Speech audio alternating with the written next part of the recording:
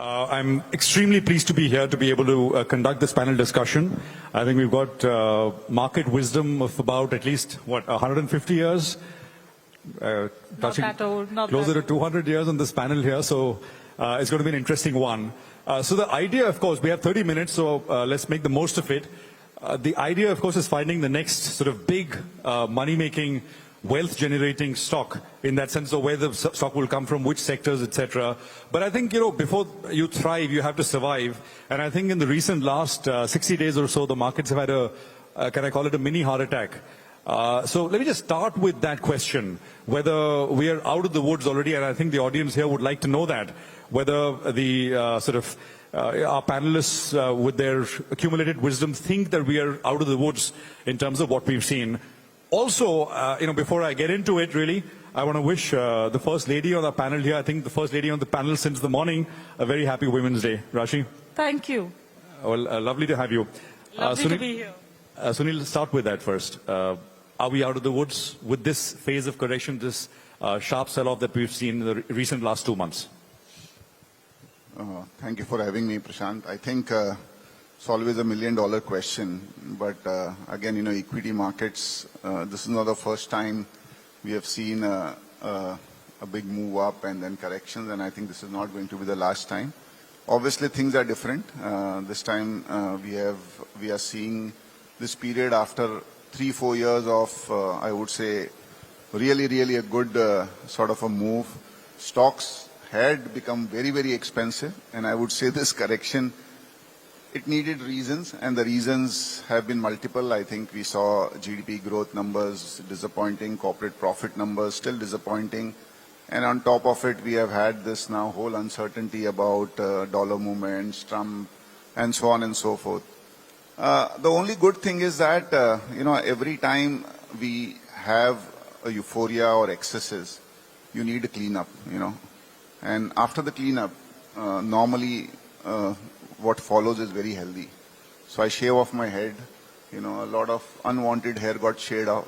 And I'm very sure that now the growth will be healthier and more. And I think that is exactly what the market also leads to. You have to shave off the excesses.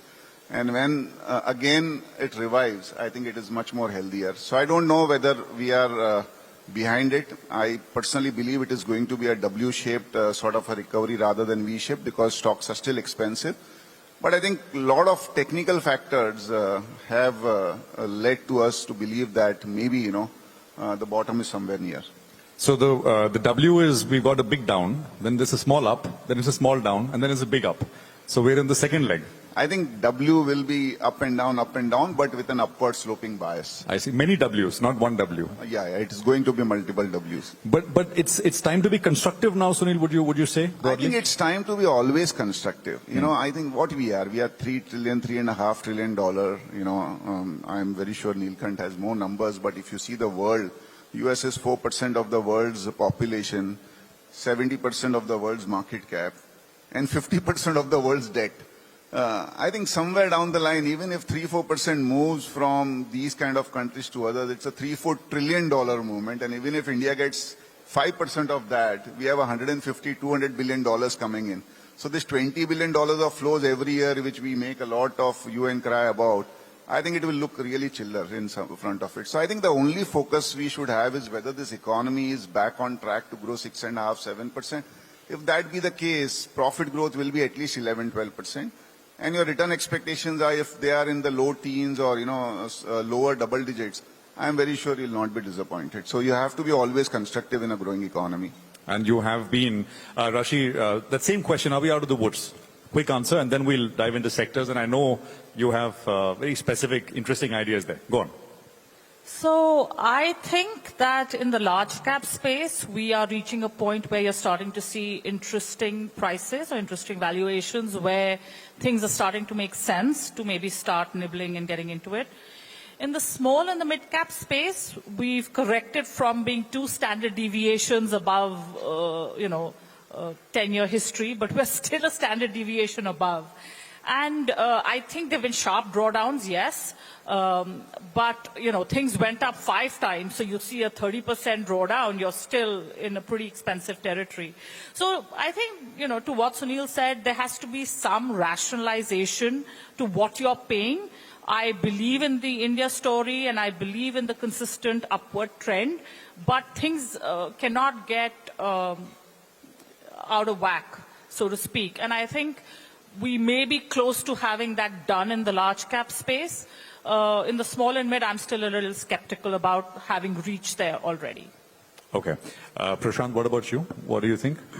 No, I would largely agree with what Rashi said. I think the large caps are looking a lot more reasonable, 16 times calendar 26. I think we are broadly there. Small mid caps, I would still be quite cautious. I think the supply of stocks from IPOs should go down 60, 70, 80%. And at some point, even the FI selling should abate. I mean, we don't know when, but at some point it should. I think the local flows should be quite sustained and they should go towards secondary markets and most of it through large caps. So I would say large caps appear to be reasonably valued. One final thing, I think this is a compounding market. I would not, India growth does not mean to my mind that you can earn meaningfully different from 10-12% long-term CAGR, because I think profit growth, profit margins, I don't think have room for increase, and profit growth should be around 10-12%. That's what I feel. And that's an interesting point that you make, Prashant, because 2019 to about 2024 high, September 2024 high, that compounding had gone out of whack. We were running 25, 26%, but that's now reverted back to mean in that sense. So eventually, it is that same 12, 14%, which you should expect, and that's reasonable to do. But is the froth in mid and small cap still there, Prashant? I think that high compounding was only because of the low base set during COVID and not because of any other reason. I think the big froth is gone, but I would still not feel comfortable with small mid caps, though I think the vertical fall that you have seen, maybe it's behind us and we should see slower underperformance, but maybe for extended periods. Utpal, what is your sense? Thank you, Prashant. First of all, I would say it was not that we had a mini heart attack. I would say it was a stress test. Second, I would say that let's step back a little. The quantum of change and the pace of change that is now taking place at a global level is really unprecedented. Utpal, can you hold your mic a little closer, please? Okay, Yeah, is this better? please. Yeah. The quantum of change and the pace of change that we are seeing at a global level is really unprecedented. This will have impact on growth, on risk, and on profitability. It will play out over a period of time. Therefore, factors like deglobalization or AI disruptions, and there are just too many factors. As an investor, should one be afraid of that, or should one see the opportunity behind that? In the past, whenever such a change to the global world order have taken place, whether it was the Bretton Woods or any such other major change, then those changes have resulted in phenomenal opportunities. I think it is wise to be able to look for those opportunities in the times ahead. I think you've taken I wanted to just do one round on this as well. Are we, because the change is phenomenal, right? I mean, the significant amount of news flow, how much is noise, how much is signal, we don't know. How much should we read into it to really make investment decisions? Does it affect investment decisions? Who will be the winners? Who will be the losers, etc.? So I don't know if any of you feel strongly about this. Sunil, if you want to take that. Will it really, the changes we are seeing, I mean, you said, right? I mean, US is so much capital and some may come here, but they want it all, it looks like. So I'll just start by, just sharing something which was there on the WhatsApp. So on Monday you said there will be tariffs. On Tuesday you said there will be no tariffs. On Wednesday again tariffs. Thursday again no tariffs. Friday again tariffs. And Saturday, Sunday play golf. So I think the relevance is slowly getting lost, because if every day you come and arm twist at some point of time, the guy is going to say, I don't care. And I think that is what is happening. China has already said that you can't threaten us, you can't arm twist us. Canada has also put retaliatory tariff. And I think the same thing will be done by a lot of other things. And if you see the impact, whenever they announced anything, now the impact is reverse. Yesterday, the European markets were in fact up. Yeah.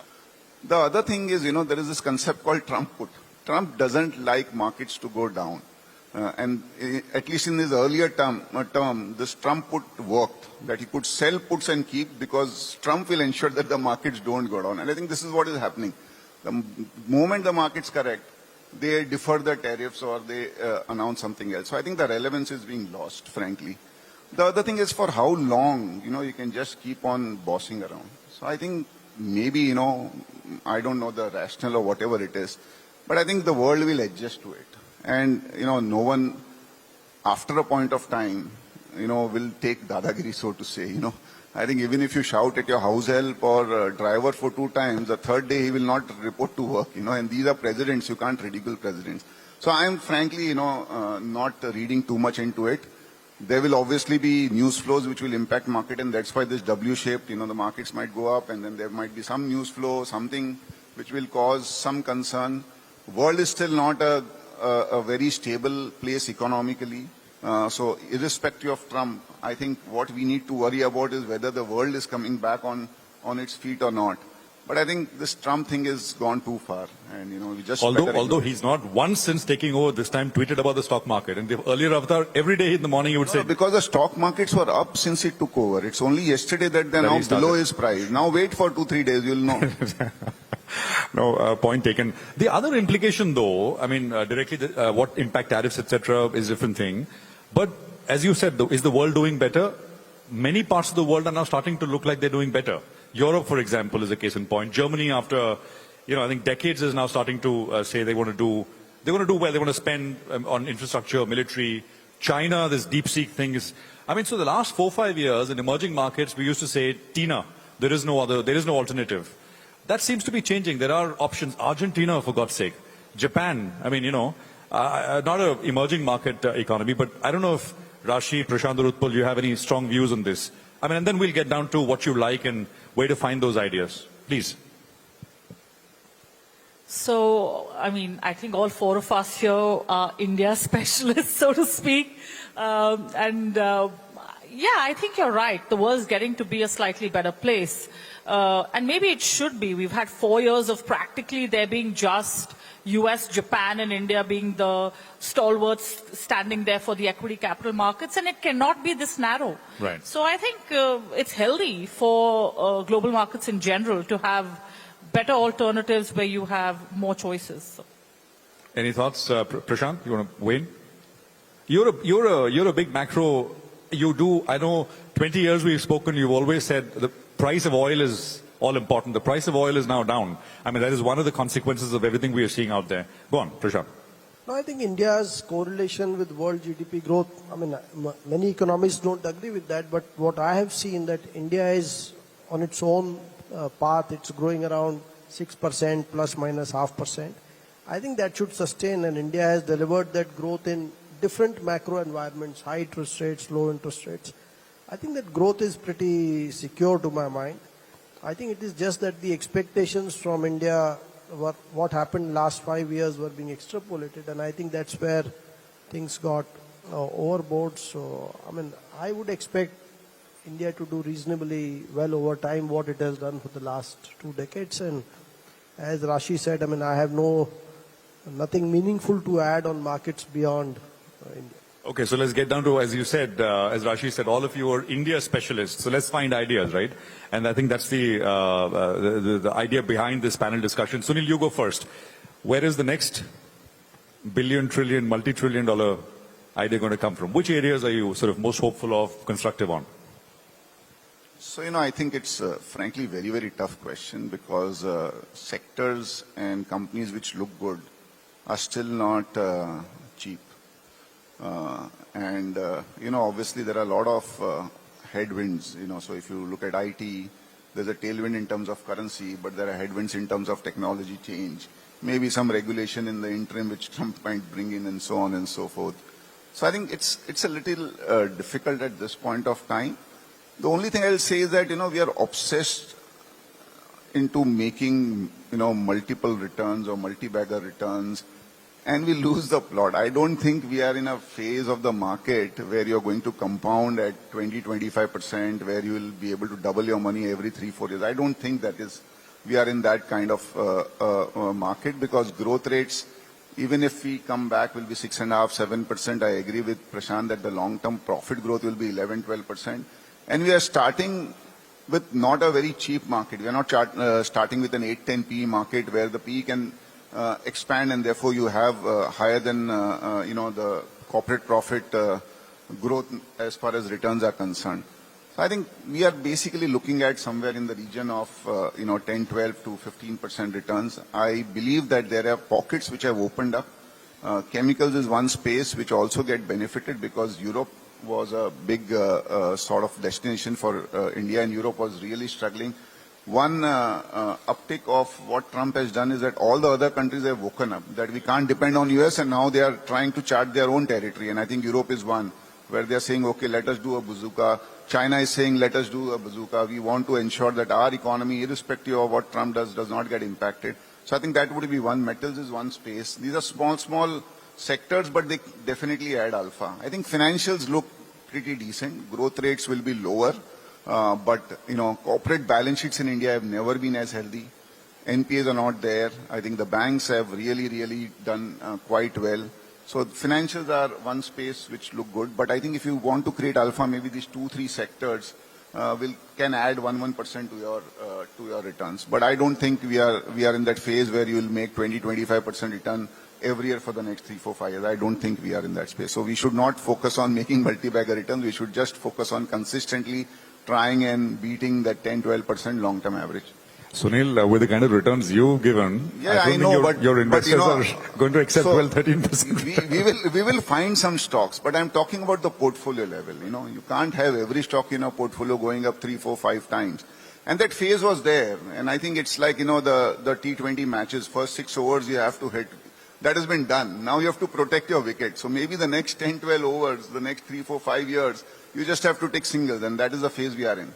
Okay, so chemicals, metals, financials, three areas broadly. Financials in the big sector, but I'm just giving you examples that there are some small pockets which are opening up, which can add a little bit of alpha to your portfolio. Okay, so financials, of course, is well discussed, but chemicals and metals is largely like a valuation-led argument. Demand is picking up. It's a combination of both. So again, if you look at Indian metal companies, I think the debt-equity ratio is one of the lowest we have seen. Domestic demand is pretty healthy. There is no challenge.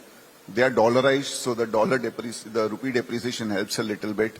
We are going to definitely see reconstruction in the world in terms of the war-torn areas. So one thing good about Trump is that at least he will ensure that the conflicts are reduced. There will be reconstruction, whether it is the Gaza Strip, whether it is Ukraine, and so on and so forth. There will be demand. China has already started, having a big impetus. Plus, they are also trying to curtail production which is not viable. That is also there. And I think as far as India is concerned, the demand of 7-8% even for these metals will go on, and we are one of the lowest cost producers in the world. It's a small sector. I'm not saying that you have to have 15-20% of your portfolio in metals, but even if you have 7, 8, 10, and they end up doing 10% more, you add 1% to the alpha. So that looks good. And I think the same thing is there with chemicals. We have survived the worst. Europe is big. There are a lot of Indian companies which have gone ahead and bought global companies, and when these turn, I think the impact on profitability for some of these companies is going to be huge. Yeah, absolutely. And I think there are more assets which are coming up in Europe up for sale as well. So maybe we'll see what happens. But you're absolutely right. We've already seen some acquisitions coming through. Rashi, what is your big bet? So, let's keep valuations aside for the time being. Let's look at where we're going to see better than what earnings we're expecting. And in Sunil's perfect world of the W-shaped kind of recovery that we see, we'll get the opportunity with the valuations. And, in terms of a trend that I'm picking up that is changing, and a shout out to Neelkant on the panel before who mentioned larger participation of women in the workforce. So 2019, the participation of females working was 23%. Last year, 2024, that was 37%. This year, we're supposed to get to over 41%. 2020, more women went to high school than men did. And therefore, as more women enter the labor force, consumption patterns are changing and changing dramatically. More women working, I mean, women have always managed household finances, but that's a very different kind of spend versus when they're earning themselves and spending on themselves. So when women earn themselves and what do they spend on, right? It's convenience to make life easier at home, and that could come in the form of, say, quick commerce or e-commerce, gadgets, electronic gadgets at home, because you need to have more time on your hands to be out. It's personal mobility, and we're seeing that probably with scooters, would get to smaller cars, etc. And it's also on the personal well-being. So whether it's fashion, whether it's beauty products, skincare, etc. And fashion and beauty are already a $110 billion market, of which beauty products is only $20 billion, which is expected to get to $90 billion by 2037. And $40 billion of this is supposed to come from the e-commerce platforms, right? So these are very large trends. And we have seen markets like South Korea or the US, what has happened when these trends have taken place, which are now taking force in India. To me, these are large changes, and we will find a lot of winners coming out of this space. Obviously, you have to look at valuations, you have to look at what the status is, what the growth status is. But yes, I think this is one opportunity which I do believe is playing out as we speak. Specifically, you're saying beauty as a category is something to watch out for, right? Cosmetic BPC, products, because BPC, I think it's fairly under-penetrated even today. Fashion, see, if of 110 billion, 90 billion is already fashion. Yeah. BPC is to go from 20 billion today in 2025 to 90 billion by 2037. So that's Are there enough listed entities? I mean, everybody, all the large guys have it, but I mean, for them, it doesn't move the needle. So you need something concentrated in that sense. So, absolutely. And I think the large guys are realizing they didn't have exactly what was needed. They were sitting on their old, brands and working off that, and now are starting to look at more on the private space to acquire. There are obviously some listed brands which do more distribution. There are some that are getting into the manufacturing side of things, and I think we're going to see more and more come out as we go ahead. And acquisitions in that space as well, right? From the larger guys. Absolutely. That we are seeing, and we'll see more, some in the play. Prashant, what would your ideas be? And of course, I mean, with the disclaimer, and I think all of you are saying the mantra is keep expectations low. Don't look for multi-baggers. That was still, as Sunil said, where do you find the alpha? So these are compounding markets. I don't think these are markets that offer meaningful number of multi-bagger opportunities. If you look back, multi-baggers have materialized even when a new business model was listed in India, which is not happening anymore because they go to the private equity route more often than not. Or when the markets were in a deep downturn. Or when, let's say, consumption is not that cyclical, but capex can be deeply cyclical. So in 2000, when capex was down for 10 years, you could find multi-baggers there. I don't think in this market there are multi-baggers to my mind. This has been a narrative-driven market. If you look at last 5 years, 3 out of 4 investors have joined the markets for the first time. So, and they have been influenced heavily by narratives. So I would rather avoid those narratives because most narratives have been overplayed in terms of valuations. Yet I would say, as Neelkant said in the previous session, I think capex should grow faster in India than GDP. I think consumer discretionary space should also grow faster than GDP, and Rashi also referred to a segment of that. I think, however, I would simply also be careful that top line growth alone need not lead to profit growth. So we have to be careful to buy into categories where there are some entry barriers, some competitive advantages, and but generally I would say these are compounding markets and there are no obvious mega return kind of opportunities in this market tomorrow. But industrials and capex is the spot where you think maybe market is underpricing? Expectations have dropped off there, especially after the budget, etc. People said, well, maybe the regime is changing, it's more consumption, etc. And after a few years of very strong growth. But you think, as Neelkant also pointed out in the last session, that is not true. So that still remains a spot to look for ideas. Capex and industrials. So I think, yes, industrial should grow faster than GDP. And only thing is you have to be careful. The margin expansion in some of these companies looks to be unsustainable. So, but still, I would be quite alert to look for companies that have some advantages, because that space should grow meaningfully faster than. So that narrative is right. It just got overvalued. But if it again offers you reasonable valuations, I think there is merit in that space. So I would agree with that. I would be remiss if I don't ask you about PSUs, Prashant, PSU banks, etc. I mean, stocks have fallen a long way now. What's your sense? How do you think about that? So I think we should, as I have said multiple times in the past, it's wrong to club all PSUs together. There are PSUs that can compete well in the marketplace, and there are those who are unable to do so. But even the good ones, I don't think there is any meaningful mispricing at this point of time. Please remember, these stocks have gone up 5x to 15x. And so I would say, but there are, in the large cap space, I don't see much excesses also. That's the good thing in this. In the small mid cap, there are still excesses, and most PSUs are large cap. So I don't find the valuations excessive either.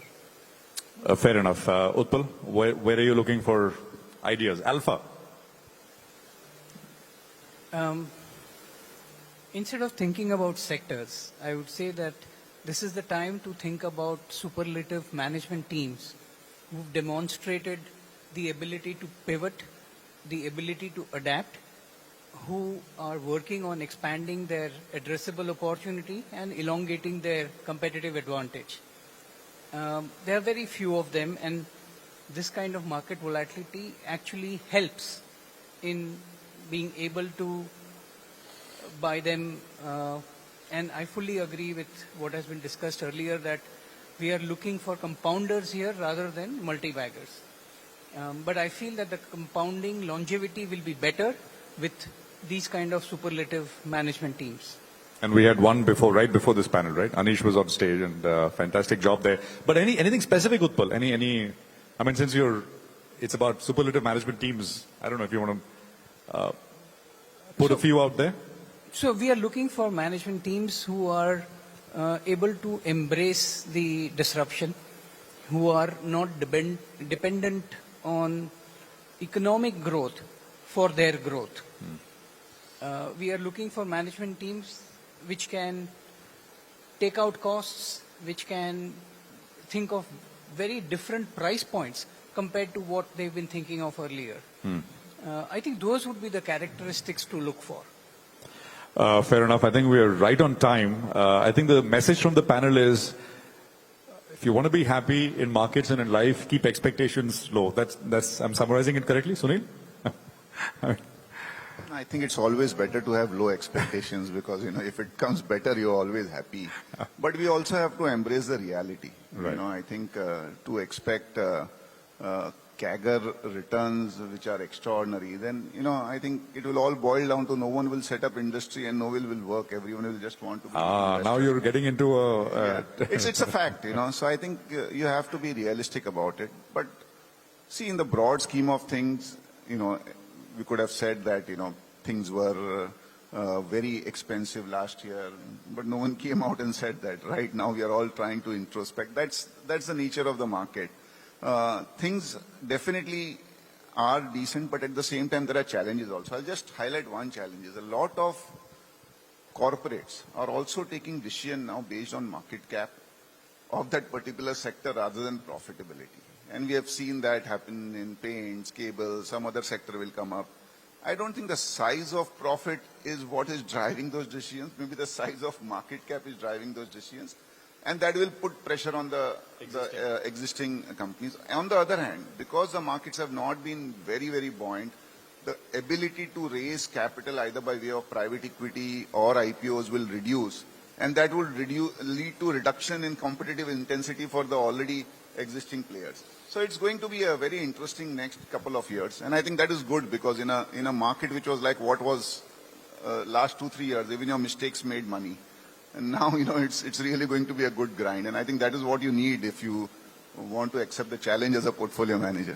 Intermittent bursts of reality, and we'll continue to lean on all of you as we navigate over the next couple of years. What seems to be slightly different markets is what we've had, go-go markets we've had over the last few years. Sunil, Rashi, Prashant and Utpal, thank you very much for being lovely guests and all those insights, some ideas here for the audience as well. And thank you very much for being a wonderful audience. Thank you very much.